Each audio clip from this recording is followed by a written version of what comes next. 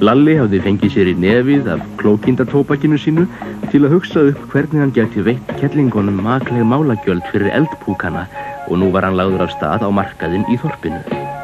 Hvað skyldi hann hafa tekið með sér? Það vissi enginn, því hann hafði búið þetta til á laun. Hann hafði brennt það að næturþeli og tekið út úr ofninum áður en haninn gól.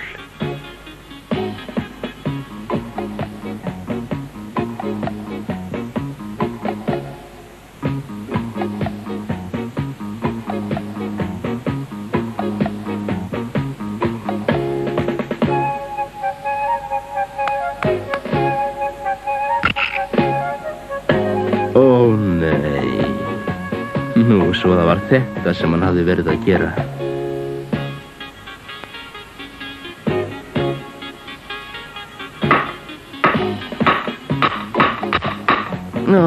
Egg úr leir, gerð á laun og brenda næturþeli.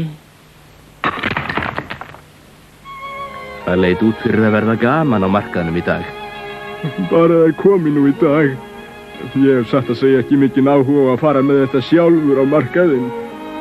Lalli var orðinn smeykur, en hann þurfti ekkert að óttast.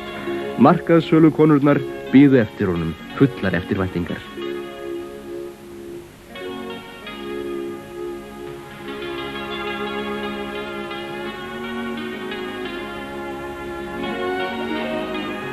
Og sama sagan endurtók sig. Það væri ekki gaman að því, en samt gerðu þeir það. Það væri svo sem nógu gaman að sjá hvaða leirmuni hann hafði meðferðis í dag úr ofninum. Nei, hvað er þetta? Brotnaði allt? Hvað var hitting hans og hár? Hvað er hann að vilja á markaðinu þegar hann hefur engan varning meðferðis? Nú, jæja, púturnar hafa þó að minnsta kosti orpið. Hvað var svo sem við því að gera? Já, við vonum bara að leirkerasmiðurinn sjálfur fari ekki að gera sig að atlægi með því að selja þau á markaðnum í eigin persónu. Svo vel vildi til að þær ætluðu líka með egg á markaðinn, svo hann geti alveg rólegu snúið heim. Konum fer líka alltaf betur að koma svoleiðis í verð.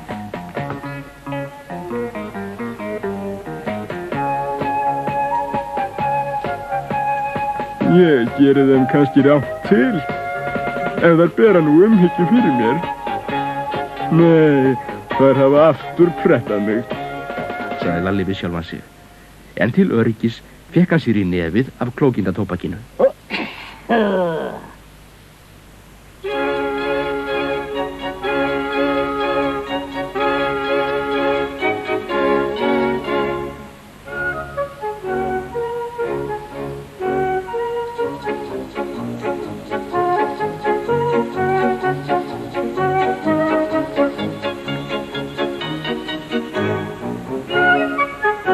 Nei, lítið nú bara á. Nokkra skildinga fyrir körfuna og svo selja þær eggið á spesíu. Hvað sem tautar og raular skal ég sjá til þess að þeim verði ekki kápan úr því klæðinu.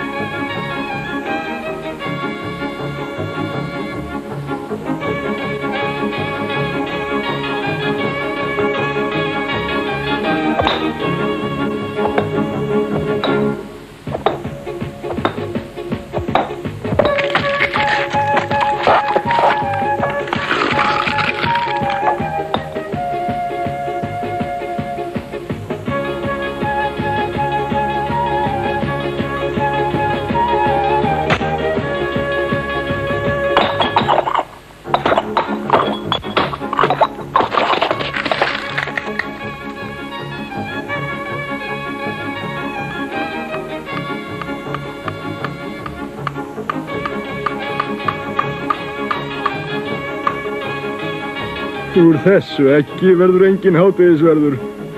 Látið þið eiga sig og komið hingað. Ég hef búin að kvelja ykkur nóg. Nú ætla ég að bjóða ykkur. Og þannig fór að þóttu Lalli hafi hrekt þau óviljandi með leireggjunum sínum, fengu allir að eta og drekka og að skilnaði fengu meira að segja allir sinn brauðbitan hver í nesti.